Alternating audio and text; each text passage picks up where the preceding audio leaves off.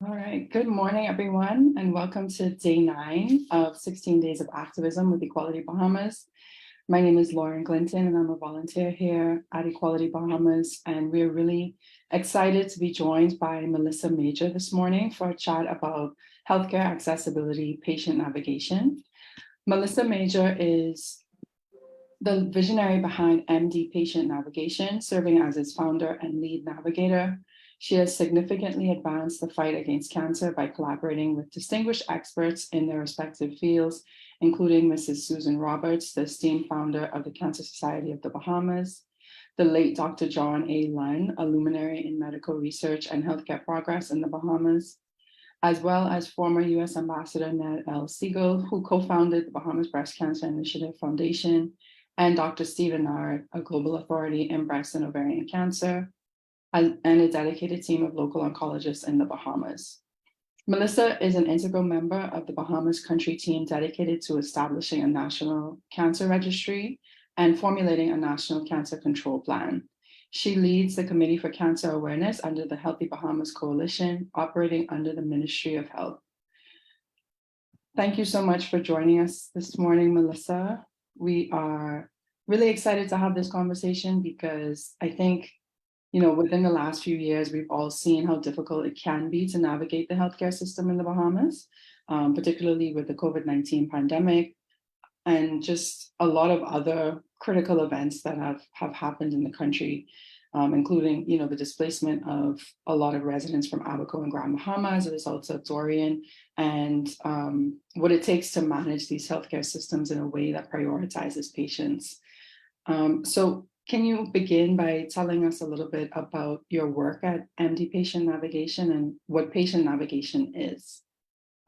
Okay, that was a very, very good introduction.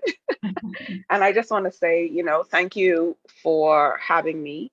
And, forums like this is just so important to educate and give support to the general public, right? So patient navigation is actually, it's just the process of guiding patients through the healthcare system. And that can be, and I don't want to just, when we think the healthcare system, we're thinking the hospitals, but it's also the process of helping patients out emotionally as well as a patient navigator, as well as any communication gaps that, the patient might encounter throughout the journey from whenever they're diagnosed to whenever they're done with their treatment. I would say that, Lauren, for me, patient navigation. So my focus area really is oncology. And I think we should just clarify that first. So it's not just the broad scope of the healthcare system. So I specialize in patient navigation for cancer patients. Okay. Yeah. Now, I have worked with patients outside of oncology, and that has been it's a small grouping, but I have had the opportunity to work with those patients. I mean, it makes sense, right? Given your Yeah, collaboration with so many oncologists yeah, and cancer experts in the yeah, Bahamas, that would be your area of focus. yeah. And so patient navigators, like, we just act as guides, basically. Every step of the way, we're actually there to help that patient through the map of what is the next step in your treatment process. Okay. Yeah. And what prompted you to establish MD Patient Navigation? So I am a 22-year cancer survivor of non-Hodgkin's lymphoma. And I did my treatment at MD Anderson in Houston. And my earbud just keeps dropping out, so don't mind me fidgeting. And during that process, I had a patient navigator, right?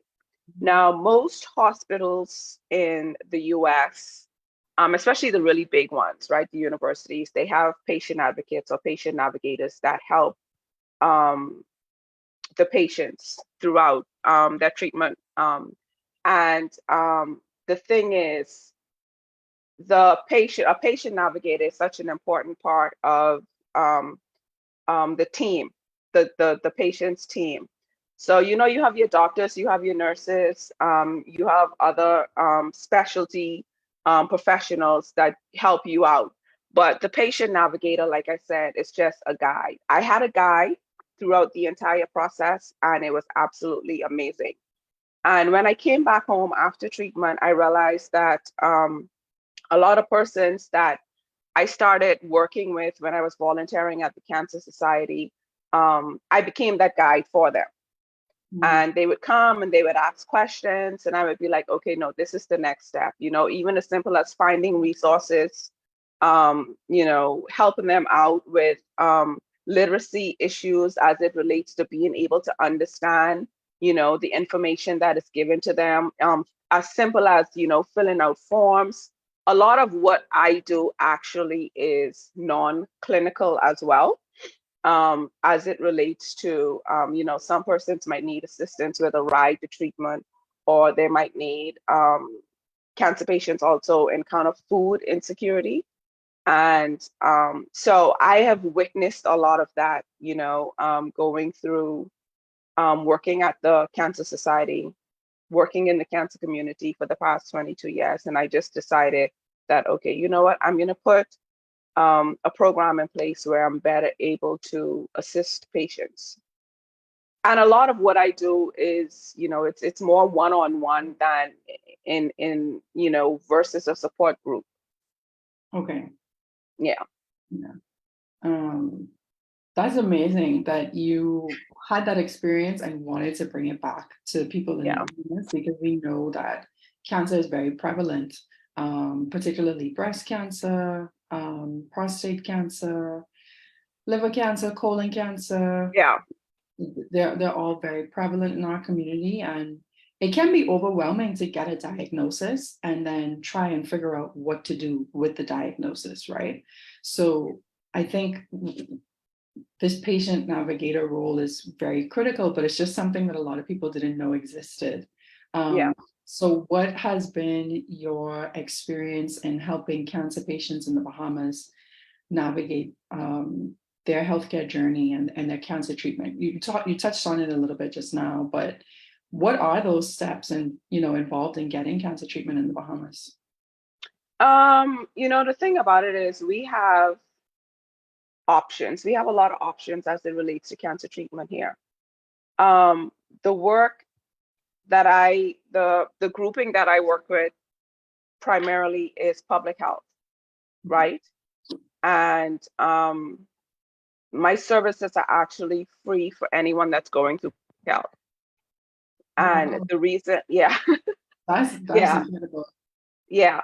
So, and the thing about it is, it has not been difficult at all, because you have your private sector, and I've worked with, I got to the point where I'm like, okay, you know what, I'm just offering, my services as the needs be, because one thing, Lauren, and I'm going to get to answering your question, that I've realized in the past several years through this process is that care coordination is very, very important in terms of what the next step is going to be. And sometimes we miss the mark, as from a public health standpoint, in terms of what is the next step. And so as it relates to treatment options, we have public health, we have a lot of treatment options. The public health system is a bit more, I guess, disjointed in terms of, what is the next step as it relates to a patient. Cancer treatment, the wait process can take a very long time, and it can build a lot of anxiety. For me, that has been the hardest part throughout my cancer when I had to do my treatment, right? Because you have to take so many tests and then you have to wait. The waiting process is so very long. And sometimes, as cancer patients, and this is why a patient navigator is so important, because the doctor will be telling you one thing and you don't hear it. And then when you go home to your family, more than likely the patient is not going to communicate it properly, Mm-hmm. right? So that alone causes some anxiety in terms of what is the next step in my treatment process. Also, as it relates to patients that live on the family island, it's very difficult in that if there is clinic on Wednesday and clinic is canceled and they have to make preparations to travel to come to Nassau, and when they get here, clinic was canceled, but for whatever reason, they never got the message that clinic was canceled, and you have to get a ride to treatment, find some place to live. Most times you don't have anyone here with you that's going to help you through that process. So cancer treatment, it is a lot, and it's a lot of steps. It's a lot of steps, from treatment, you do labs, you have to go see this doctor. Sometimes you don't get to see your oncologist, you got to go back to your primary care physician. Once again, you have to go someplace else for labs. You might have to do a biopsy or something, so that's another process, and then you have to get all of this done before you go back to your doctor. And then when you get back to your oncologist, he's like, oh, I didn't get all the information, so we have to reschedule. And then it takes a whole nother month before you can actually, get to your doctor. So having someone that can help you through that process to say, okay, this is what the next step is going to be. To have someone to say to you, okay, I completely understand what it is that you're going through. The wait process is long, but you're going to be okay. The wait process from the moment that you're diagnosed, you got to do a whole lot of testing before you can even see the oncologist. There's a process to go through before you even see the oncologist and start your first set of treatment. That process alone is, it's a lot. It's a lot. And it can actually discourage a lot of persons from actually deciding that, what, I don't even want to do this. So educating the patients, at the very beginning, and letting them know fully that this is what the process is going to be, making sure that they know that, hey, you cannot do this alone. Your family member, somebody needs to be there with you every step of the way. And most times, sometimes family members they just can't be there, or they can't be there every step of the way, and help is needed, especially if you don't know what to expect. Right. I mean, Yeah. it's a lot of work. Yeah, and sometimes you have financial constraints, and I can truly say that too. We have organizations that's been helping with making sure that patients get what they need in terms of especially being able to just start their treatment. There are insufficient resources.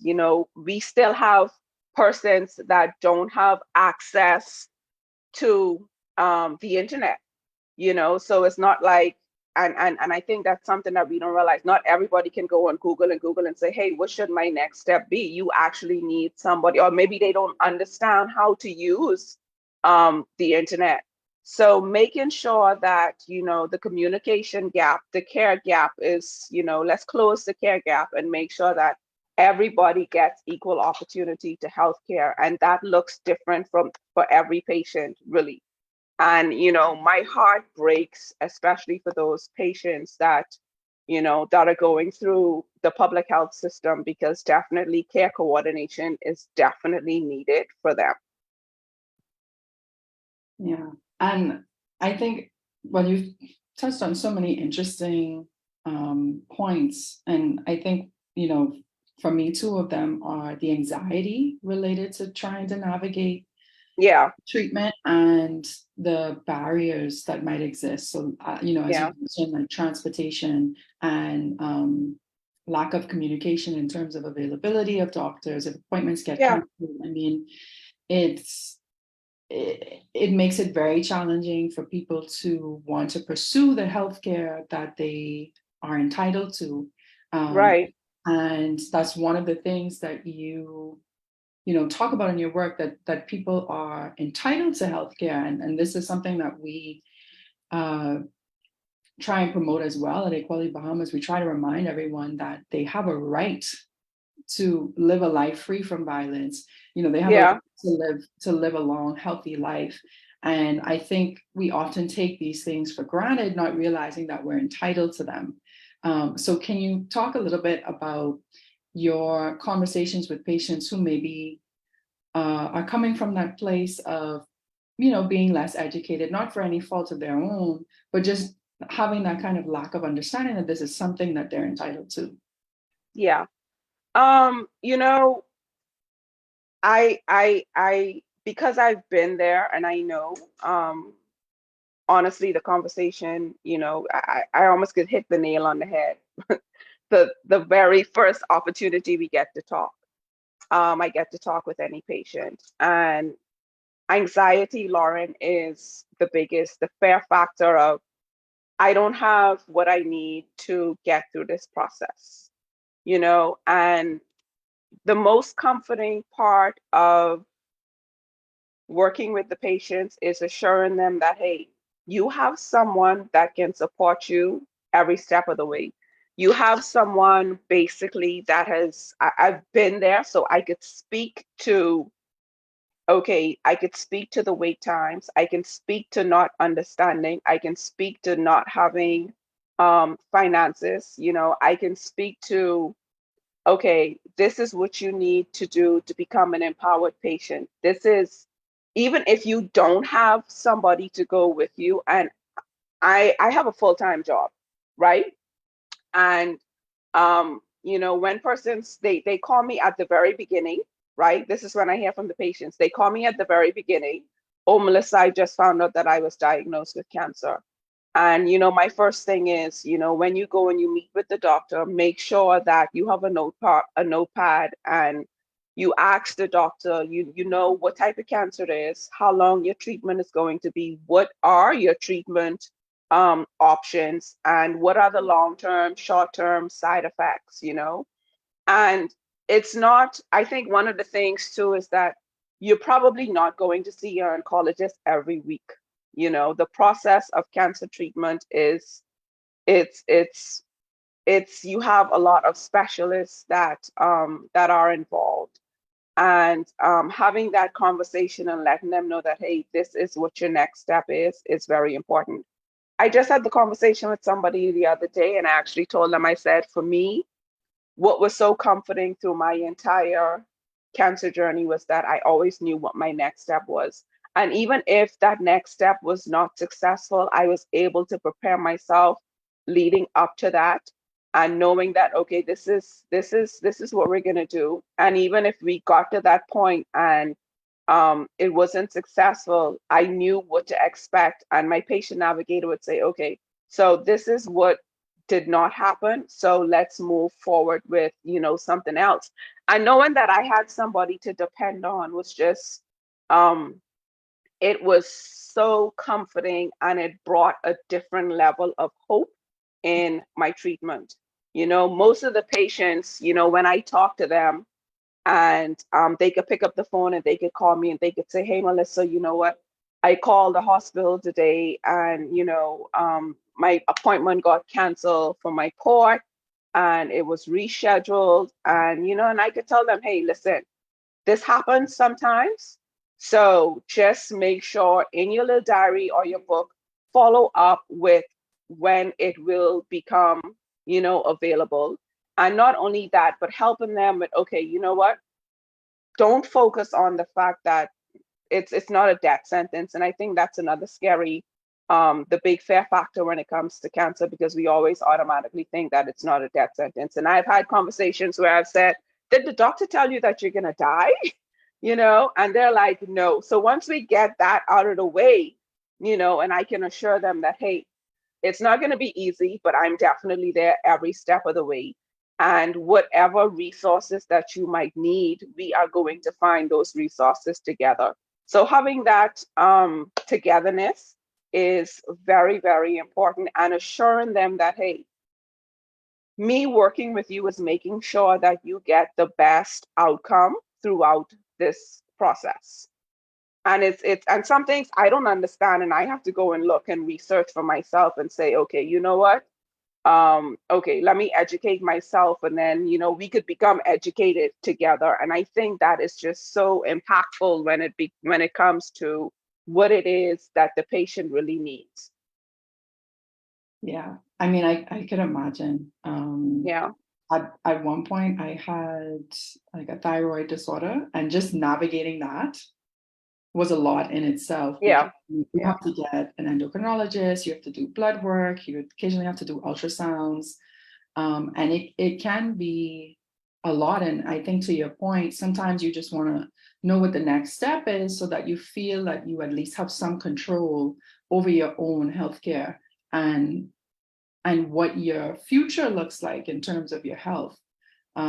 So I mean, this is all really interesting to me because, again, as I mentioned at the top of the conversation, I didn't know about patient navigators, and I think it's the work that you're doing is so important. Um, can you talk to us a little bit about, just talk to us a little bit more about your experience in the U.S. and how that's different from the Bahamas? I know you brought that role of the patient navigator here, but is there anything else that you think is maybe missing from the way that cancer patients are treated in the Bahamas compared to the US?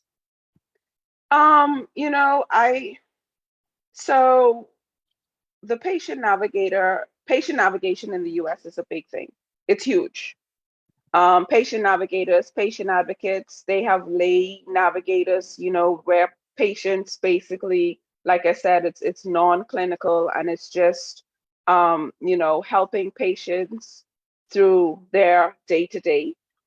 And I'm sure that this role is going to expand, because I have already had persons in their specialized field come and ask me, hey, Melissa, well, how do I go about becoming a patient navigator? And, there are actual certifications that you can do to become a patient navigator. Um, you can go online, you can Google it. There are patient advocate NGOs that can help you with the process of, this is what you need to do to assist patients throughout their journey. Um, the US is more advanced, a bit more advanced than, we are. We are just now catching on to patient navigators. And not only that, but I think, and I'm hoping that we can get to the point where we could really implement, patient advocacy um, in the hospitals. I know I've worked with a few doctors here. I've seen a few doctors here who actually have patient navigators in their offices that work along with the patients. And the whole idea is just to improve the care coordination for for the patient, because like that, Lauren, is the beginning of the anxiety, right? If you don't know what the next step is going to be and you are lost, that is not a very good feeling. And sometimes it's not about the financial, but knowing that, okay, I have the resources that I need, and, the resources that I need, I can actually, um, I know what my finances are, because cancer is very, very expensive, right? And if you can map it all out in the very beginning and know that, okay, this is what the finances that I'm going to need. But if every step of the way someone is telling you that you need some additional money, that is not going to sit very well with anybody, actually. So I'm hoping that, we could tap into more of the resources in the United States, and we could bring those resources home. I have some really good partnerships that I'm working on to really be able to expand this program and really work with patients. I think that having the capacity to work one-on-one with the patients, um, it's it's a good thing. And like I've said, every patient that I've worked with, I've seen a really good outcome. And it's not just the patients, because I also get the families involved in the event that, like I said, I can't be there. to go to the visits with the patients, but I could sit them down and guide them in terms of what the next step is going to be. I've had the opportunity, one patient that I've worked with, one family was very concerned that the patient was not eating and, they weren't getting what they needed. And, the simple problem literally was that, Melissa, I am too tired after treatment to cook. That's why I'm not eating, or I'm eating whatever's there. So simple task that can be completed by the family to help the patient along the way. Or if it's a situation where it's Melissa, I need a ride to treatment. I'm coming in from Abaco, and this is the time that I'm coming in. I don't have any place to stay. Can you assist me with finding some place to stay while I'm there? And I have some volunteers that work with me, and they would actually pick up and drop off. So, having that opportunity, in the United States, rides to treatment it's free. With the American Cancer Society, they actually have rides to treatment for free. So being able to, and the lay navigators would be persons basically who would do you have some survivors that for whatever reason, they've lost their job, can't work.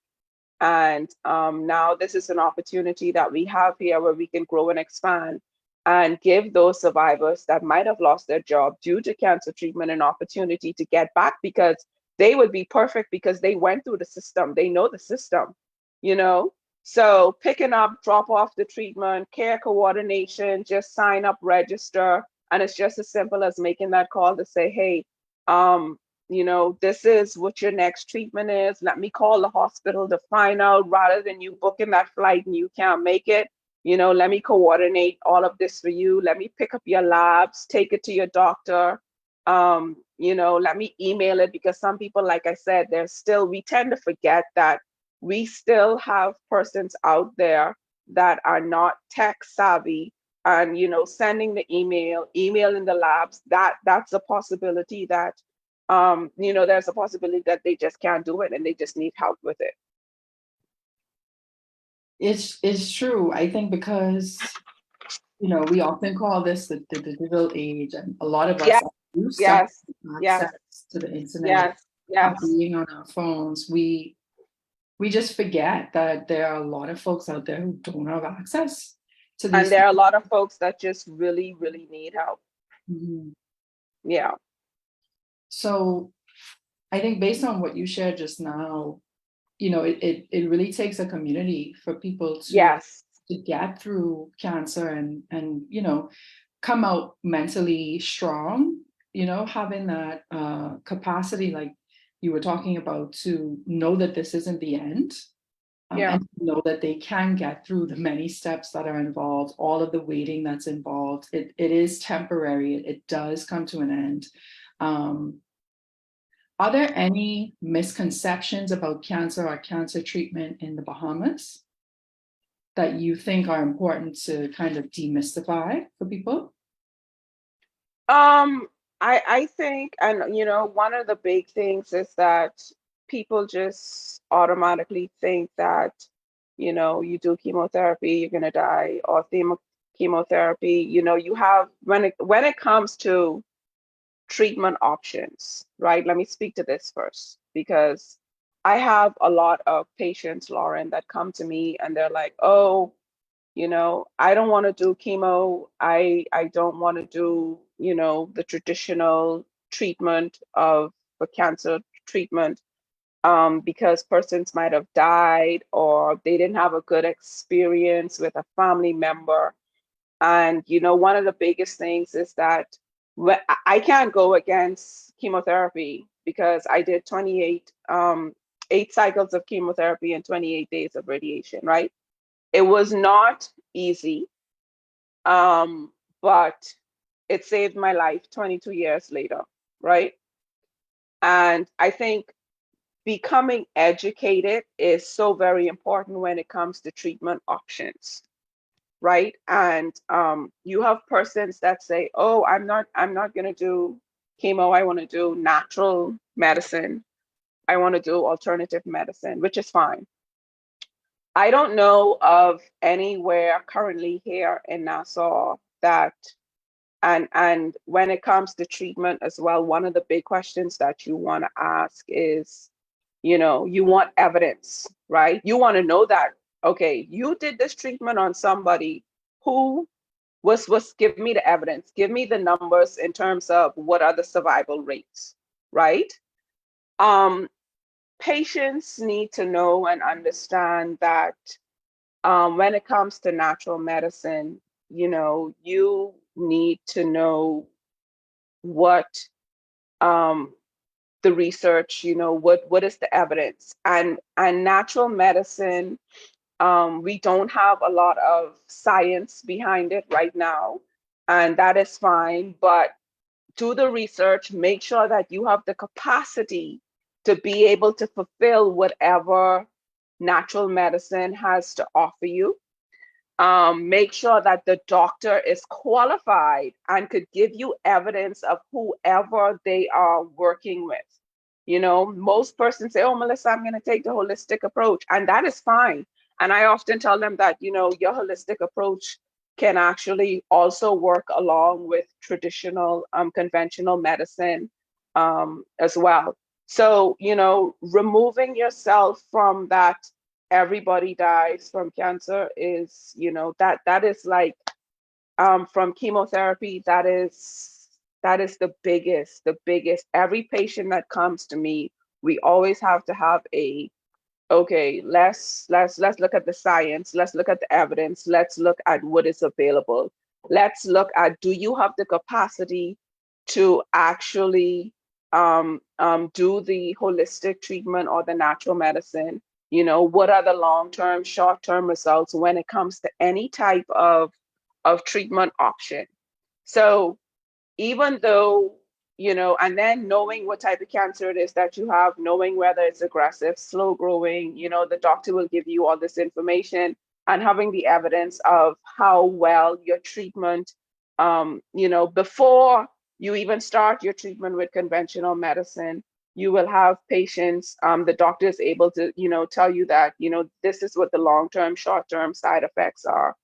Um, when it comes to holistic, you need to make sure that you have that same amount of information. And where do you think people generally get their information from? Or I think people, the first people get their information from talking to other people, and most times you and I both know that, you say, oh, you know what? My cousin had, and it's never good. Oh, my cousin was diagnosed with cancer, but she died. Oh, my cousin was diagnosed with cancer, all her hair fall out, and she was sick and vomiting every day. And I mean, yes, like I said, not every day is going to be a good day, but you will get through it. The most important thing is, most persons start off on this holistic approach, and, halfway through, they are not able to financially support that holistic approach, because the holistic approach is not just what it is that you're eating, it's a complete 360 lifestyle change. And like I said, I feel like, integrative medicine, a lot of cancer treatment centers are now doing integrative, where they're taking the holistic approach along with conventional, and they're getting an amazing outcome as it relates to the cancer treatment for the patient. But persons want to take this holistic approach, and most times it's because they can't afford the cancer treatment. So they feel like, okay, you know what, I'm going to juice up some green stuff and drink that and drink more water and walk. But it is so much more, it's so much more to it than just, you have to fully understand what alternative medicine is and what the holistic approach is. And I don't know that we fully comprehend, what that is. yeah, And it's getting bad advice from people. It's bad advice is really what it is, what people are out there saying, and not going to find out for yourself. And most times, like I said, when patients come to me, it's at the very beginning or it's at the very end, where they have decided that they want to do what it is that they want to do with their treatment. And now, the doctor has put them on some type of management, because they're now at that point where they're terminal and it's only just a matter of time. So if I can work with the patient from the very beginning, empower the patient, get you educated, and help you throughout the process, it wouldn't have to come to that end point. And it's just a matter of someone holding your hand and saying, hey, you know what? It's going to be okay. Yeah. And explaining maybe what some of these big words are, right? Like chemotherapy. Yeah. Chemotherapy and radiation, and, just understanding, understanding and giving support to the individuals, while they're going through treatment, dealing with recovery, because, going through cancer treatment is one thing. And then after treatment, you have to go through the survivorship process, which is that's a whole nother show, because that's your new normal now. And, what does that look like? So it's a lot, and it can get very complicated very quickly if you don't have someone there that can guide you through the process. And like I said, most persons, when they reach out to me, and it's so heartbreaking, it's at the very end, and it doesn't have to be, and most times, Lauren, it's just a conversation to get the patient up to where it is that they need to be, and understand what is really going on, and even understanding the roles of your doctor. This is, I your doctor, your nurse, and then the other team members that are on your team, and when you need to check back in with your primary care physician. So it's just a matter of understanding, who your team is during your treatment process, and knowing where to go at each, that's why it's navigate. Okay, where do I go next? Who do I talk to next? Right. Oh, yeah. I want to come back to the survivorship, because I do want you to talk about that. But are you aware of any sort of financial resources or financial assistance programs that are available to cancer patients in the Bahamas? Yes. So the Cancer Society of the Bahamas, they have a medical assistance fund, and they've been doing an amazing job over the past couple of years with, giving patients funds to get started on their treatment. And there's an application process. You can go on their website, you can fill out the application, or you can go into their office there on Collins Avenue, and you can fill out the application. You can also get resources from social services. You will need a referral from your oncologist or your primary care physician, stating that you were diagnosed. Social services most definitely will ask you for some other information. If you have insurance, you will not qualify for the medical assistance funding, but definitely, as well as I know that Sister and Jenny Dean, Caring and Sharing, they also help with funding. The process to get a patient started is very, very expensive, and I'm talking almost $6,000 to $10,000 just to get started with your treatment. And that's, you need to do, there are labs that you need to do. There are PET scans that, you need to do. You need a port that you need to put in, and the port assist with your chemotherapy, because the medication is so strong, it has to go through. It's not injected directly into your vein, so you need a port, a catheter, and that costs money. You need chemo needles, and then of course, cancer treatment. The first treatment can be anywhere from $2,000 to $10,000. So to get started, it's definitely a lot. And then for persons that are coming in, you need some place to stay. You need to get to and from treatment. And then a lot of patients, like I've noticed, have actually food insecurity is a big thing. It's unbelievable. So the deeper I get into, the more I learn, the more I realize that, okay, you know what, these are gaps that outside of what medical, the doctors and the hospital and everything, is doing, these are the little gaps that can actually be filled.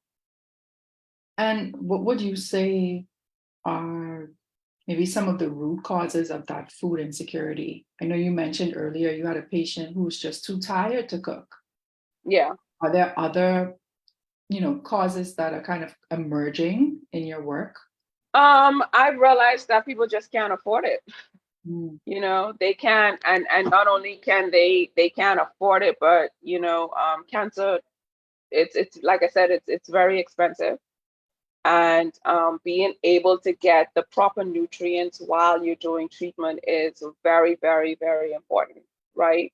Making sure that the cancer treatment itself, there's a process of your blood count will go low, so you need to make sure that your body are getting the proper nutrients that you need to keep to keep your immune system up.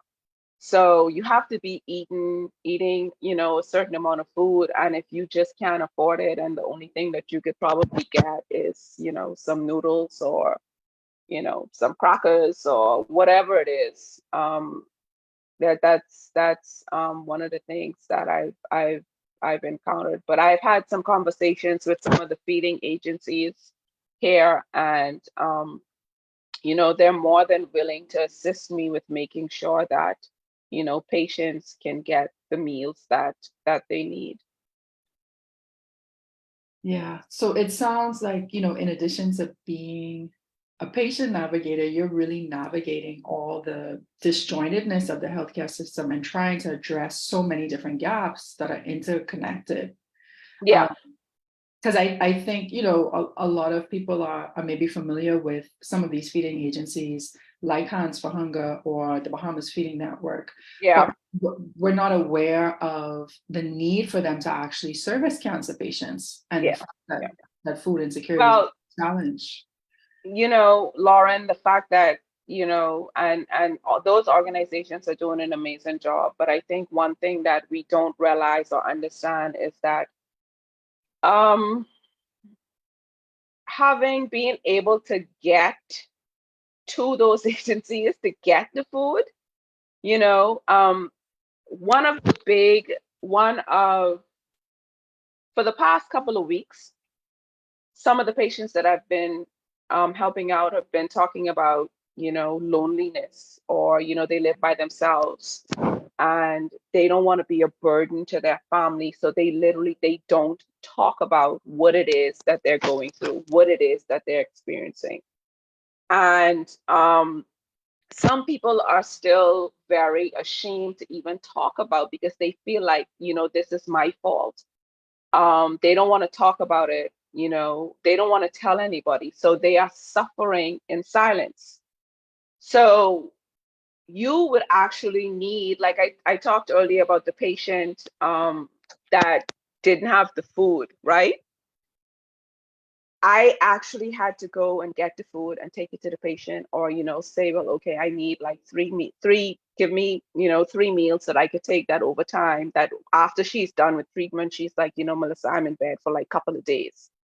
So if you know that, you have some easy food, some broth or something, some soup that you could just actually pop in the microwave and just eat, that's fine, versus eating a pack of chips or just not eating anything at all. Because we have people that are not eating anything at all, and they're actually starving or hitting that malnutrition point, and they can't even do well in treatment. So we need people that are going to say, okay, you know what, let me take this meal for this patient, because I know that they are not able to jump in the car, go and get the food, stand on the line, and then go home and eat. No, that's not going to work, because fatigue from cancer treatment is a different type of fatigue. When you're done with treatment, some days the only thing that you could do is you could just lie there. And if you don't have, somebody to come and help you and service you, And you have to be open to receiving that as well, because most persons, they feel like they're burdened and they're not open to receiving from their own family members, you know? Yeah, so it takes a lot of emotional work as well It to is. get to that It point where is. you're willing to accept that the support that you need and that you're entitled Yeah. to. Yeah. So that's why I said, you know, in the very beginning that, you know, a lot of what I do is non-clinical. Mhm. Being able to help with dependent support, being able to talk with the family members and say, hey, you need to be a little easier in this area, you know, helping them to understand as it relates to the mental capacity as well, that, okay, you know what, I think y'all might need to go and talk to somebody, a professional, you know, to help you through this process. Um, Food insecurity, lodging, transportation. So, you know, those different areas I've been able to work along with patients one on one and helping them out in those different areas. Yeah, and I want to just plug for a second your initiative called MD Cares. I do want to come back to the survivorship. I want to pick up that conversation, but can you just tell us a little bit about MD Cares and what you're hoping to achieve with this initiative? So MD Cares is the initiative is delivering care kits to cancer patients. And, you know, this is the beginning of the process of, you know, assisting patients with, you know, after treatment. They have a little care kit that actually have some food items. You know, you have some soup, you have some oats, you have a drink, you have some crackers, you have other items that you might need after treatment. You know, after you're done with treatment, you grab the kit. It's the process is also not the process, but the initiative is also geared to public health patients. So I'm working along with public health authority, the PMH Foundation, and we're geared towards, you know, creating these kits to give to cancer patients. And I've had persons in the community that have been donating towards the care kits. Um, to date, I've had Asa H. Pritchard, Lowe's Pharmacy. Um, I've had hold on, I was about to sneeze. So I've had anonymous donors, TGS Print, Deltec, Bank, and I feel like I should not have started calling names because I know that I'm not going to remember everybody. But you know, I just want to say a big thank you to everyone. Legacy Church on JFK. You know, we have there. I've collaborated with them and Pastor Rosemary. She's been absolutely amazing. So that is our actual hub for making sure, you know, the packages get stored, packed, and then they're delivered. We haven't actually delivered. We're still in the process of collecting items, and we are working along with, like I said, Legacy Church to make sure that these packages, the goal is to deliver 1,000 packages. But honestly, Lauren, if I can keep this initiative going as soon as, you know, as long as possible, and I think it's possible. The care kits, they're valued at about $30. And you know, they have masks, sanitizers, you know, chapstick, lotion, everything that you could potentially need from treatment to treatment. And a lot of what is in the kit was actually suggested by cancer survivors. Um, so it's a small gesture, but it brings hope. It brings hope, and it's something to look forward to. Yeah, and Yeah. it lets people know that someone else is thinking about them. Yes. Yes. Yes. For sure. So For how sure. can persons donate to this initiative? So you can go to our website at mdpnav and mdpnav.com, and the list is actually there. You can also go to MD Patient Navigation on Facebook and Instagram. You can reach out to me on my social media pages. Persons, you can actually do it through PayPal, or if you're here locally, for international persons, I have a PayPal account. You can actually donate through PayPal.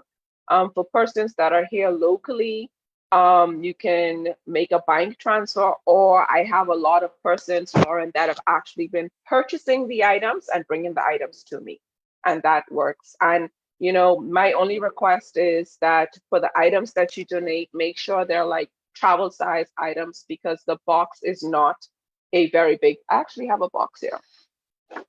Uh, I'm back. so so this is a little, because we have kids that are doing treatment as well. So this is a little thing. So this is what the box actually looks like. Okay. Right. And this is kind of full. So in this box, we have some soup, right? So they could just open this up, put this in the microwave. This is some chicken noodle soup.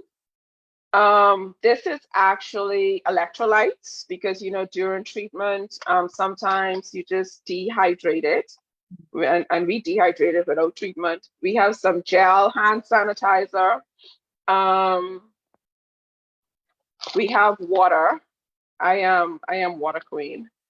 And then we have some wipes. Oh, Bahamas Medical and Surgical Supplies. See why I told you shouldn't call names. So also Bahamas Medical and Surgical Supplies. They have also donated. We have a little some, what are these? Tissue. We have some chapstick, bird beads. This is some hot chocolate. And there is also tea, peppermint and ginger tea. And you have lotion, because I also heard that it's very, very cold at the hospital. And then you have your crackers to go with your soup. Oh. So that is basically what, and these packets will vary. So most times, every time you might get a different packet. So we also have tams and scarves and socks that are on the list of things to donate. Journals, like fun stuff, like if you want to donate a journal or a water bottle, things like that, you can also donate to the initiative. So I am really hoping that December, that we'll be able to donate, start distributing the packages. But so far, it's been going really good with collecting the items. Yeah. So the goal is 1,000, but my big goal is just, let's just keep it going. Let's just keep it going.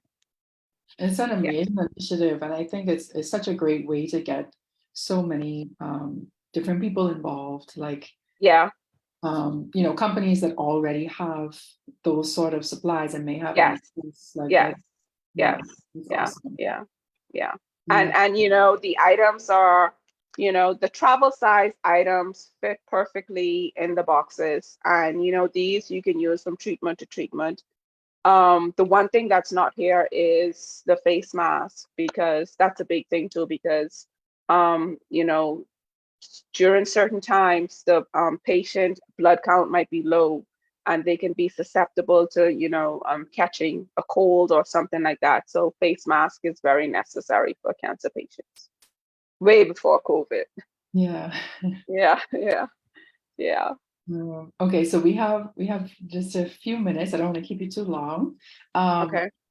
But can you walk us back to that survivorship being, a whole journey in itself, and maybe share a little bit about your journey as a survivor? Survivorship is, it's just as important as the treatment. And having, after cancer treatment, now you need to figure out what's my next step, right? You're done. Most of us that went through treatment, doctor might have given us a timeline on, if when I was diagnosed, I was told if you don't get proper treatment, you have 3 to 6 months to live. And I made it through treatment. And then after treatment, like, I came out with this I could conquer the world mentality. And that was not necessarily the case. Um, there was a lot of emotional ups and downs that I had to go through. And, the one big thing when I work with any survivor after treatment, I always tell them don't be afraid to get professional help as it relates to your mental health, because it is a lot, right? Because here it is now. And most of us, if you're a young adult cancer survivor, and I was like maybe a couple years away from being considered a young adult. And I was 26 when I was diagnosed, and I had to deal with the fact of, am I going to be able to have children? Um, you know, um, I didn't have, for women that have to go through, breast cancer, you have to deal with, having the mastectomy, having the issue with image, and, what is going to happen. Am I going to be able to work? Some people, the first 5 years of after cancer treatment is the most important, because the doctors watch you very closely to make sure that there is no relapse. And then that's another thing that you have to deal with. If you get a cold, I remember sometimes I buck my toe and my toe swell up, and I'm like, oh my God, is this, a relapse? Or so emotionally, survivorship is um, rediscovering the new normal and the new you. And, life is so much more. For some of us, it's like it's so much more important because, I almost died and now I've been given a second chance. And, some of us are able to take that and run with it and become emotionally stable. And some of us, like, we never really get past that last cancer treatment.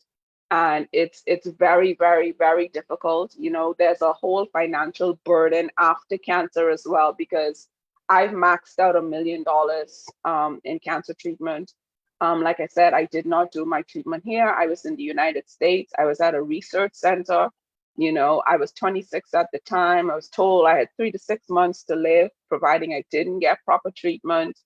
Um, and then, I had to think about also from an emotional standpoint or relationship standpoint, am I going to be, you go through this whole attractiveness and, what is my life going to be? Because I missed the whole year of work. I was taken away from my family. So survivorship is a lot. It's a brand new start, a fresh start. But once again, if you don't have the proper help to get you through it, it can be, it's very mental. That's the best way I could say it. It's mental, and you will definitely need, and there's the faith base of, why me, God, and then, most survivors also that go through the process, we sometimes suffer from survivorship guilt where, oh, I made it, I'm alive, but, other people are dying, and, why, so it's a lot. And once again, guidance is needed. Every first Saturday, I have a community-based navigation session at Legacy Church from 9 to 11. And, for persons that, want to be a part of a community and they want to get educated, they want to support, I would invite them to come on out and just, and it's all survivors, all types of cancers. Um, you know, we are there to help you get through the process. Community is very important because, the patient sees something totally different from the caregiver. And, the average person that is out there that has never encountered cancer but has only heard the horror stories, you know, they don't, they sometimes don't understand either, what is really happening and going on. And that's why too, when I came back home from treatment, like, I had so many questions as it relates to what is happening, what is going on, what are other, survivors doing. I had non-Hodgkin's lymphoma. You don't hear about that much. You know, who else in the Bahamas has lymphoma or leukemia or, you know, and so I volunteered at the Cancer Society for a very long time. And, you know, I was able to get educated. You know, I worked along with the doctors on several projects. And I can truly say that, you know, we have the resources that we need to treat cancer in the Bahamas. I think we just really need to work a little bit better on improving our system. And I'm hoping that I can be a part of that improvement. I hope that, you know, I can answer, I can be a big part of answering some questions as it relates to what it is, you know, that the survivors, the patients, and the family members are going through throughout the process. We tend to just throw it all on the doctors, but over the years, I've realized that the team is so much more. You know, it is so much more, but we have the capacity to do it here. Well, thank you so much for sharing all of your insights, your experience, your expertise on patient navigation, and your own experience as a cancer survivor. Um, to wrap up, can you share a couple of things that we can do to better support cancer patients and cancer survivors? And when I say we, I mean, non-cancer patients, persons just in the community looking to help in some way. You know, the first thing is that, you know, if you do know someone or encounter someone that is going through treatment, you know, just be a listening ear and don't give no advice. You know, just listen. You know, sometimes, you know, we just need to get it out, you know, and we don't necessarily need you to, you know, give that advice, especially if it's not professional, sound facts that you are providing, you know. This is a very scary time, you know, treatment it is very scary and you just don't know. I think what everybody could do is, you know, as much as you can, get yourself educated on what is really happening and, you know, what cancer really is. It's honestly, it's not a death sentence for everybody. The process can sometimes be, the treatment can be, you know, challenging, but it's so important that, you know, we have that community, and compassion is one thing definitely that you can give to any cancer patient. And that's a whole different level of hope and healing. Boy, Lauren, I feel like we can be on this call till 1 o'clock. No, but um, you know, compassion is, you know, treatment is so much more than just what we're getting from the doctors, but outside of what's happening in our day-to-day life also helps with the healing process as well. And I think even from a holistic standpoint, we tend to forget that. You know, it's treatment is one thing, and that's what I always tell patients, you know, that I'm working with. What is right in the front of you that you can control? So you can call me if you want to learn more, and or send me a message. You can email me, and or go to any of my social media pages and just send me a message and just, you know, let me know how you would like to, you know, if you would like to work with me, you'd like to volunteer. You know, one of the big programs that I'm really working on now, honestly, is the food insecurity part of it, and being able to get patients what it is that they need. Or if you know a patient that you would like to refer to me, that works as well. Like I said, what I do is more one-on-one. It's not in a group setting. And you know, I you send me the message, I'll get in contact with the patient and we'll take it from there. So, Melissa, what is your email address if people want to reach out via email? So you can reach me at Melissa, Melissa, at mdpnav.com. Okay, so your first name at the website, which again is mdpnav.com. Yeah, mdpnav.com. And then the social media pages are, you know, MD Patient Navigation. you can reach out to any of Facebook or Instagram. Okay. And then I And see on then the the telephone number is 805-2010. okay. Thank you. I see on your website there's a little button here that will direct people to donate a kit. So Yes. yeah, a lot of good information is up on your website. Yeah. Yeah. Okay. Well, again, thank you so much for joining us this morning, Melissa. Equality Bahamas is a grassroots community organization, and we like to center community care. So I think this was a really great addition to our lineup of conversations for 16 days of activism. For those who are listening, please check out the rest of our events at tiny.cc/16 days 23. So we do have two conversations coming up on Tuesday, one at 10 a.m. With a human rights lawyer based in South Africa, one at 6 p.m. on Tuesday. That's going to be focused on healing from gender-based violence, processing trauma, and we have 3 speakers for that one. We have an event Wednesday at 6 p.m. with a women's rights advocate based in Canada. We'll be talking about the word femicide. And then we have another session on Thursday that's more focused on community care. We have a yoga nidra session. And then our final session is next Sunday. And we'll be learning more about the crisis in Gaza and Palestine. And we actually have a queer women's activist joining us for that conversation. So we're looking forward to engaging with all of you throughout the rest of the week. You can find us on social media at Equality242 on Instagram and Twitter, and Equality Bahamas on Facebook. Thank you so much, Melissa. This has been really great. Thank you for all of your amazing work in this area. It's clearly much needed. And we look forward to being in touch again soon.